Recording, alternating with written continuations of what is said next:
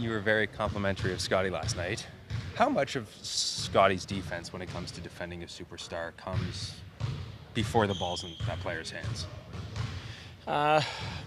One thing that's very unique, I would say, is to have a star player, to have a franchise player who's priding himself of being defense first guy, and when you look at the volume of work that Scotty put in college and the way he played at Florida State, the way he's playing now for us, you see that he's very intentional what he's doing, and a lot of times Scotty, what he does really well, he knows personnel.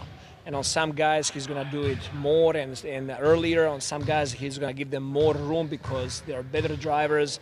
I don't know, is it because of 2K or he's just really watching a lot of basketball here, but he really knows tendencies of players, and that's really helped him defensively.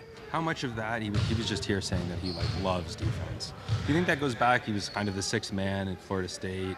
He played on a high school team that was loaded with other top talent, that he wasn't always the guy that was go get these buckets, be the offensive engine, right. That he could focus on defense.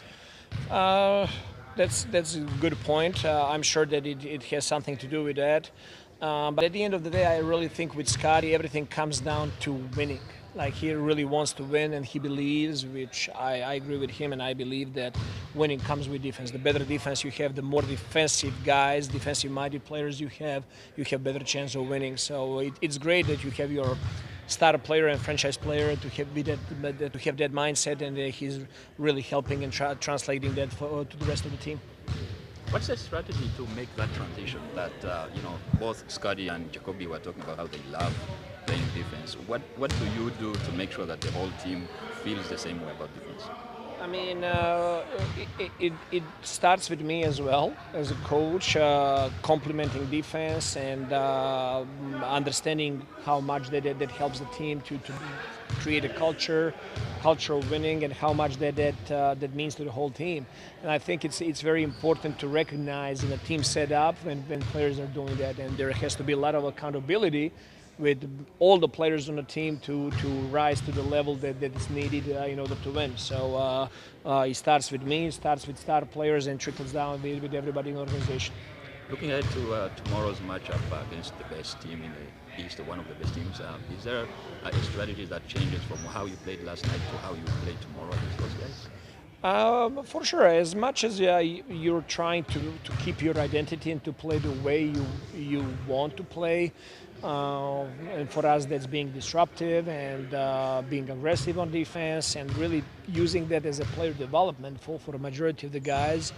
It's also important to know personnel and to know what other teams are bringing to the table and how they want to exploit some of your weaknesses or lack of size in some situations, certain matchups, and really try to find the best way how to fight that.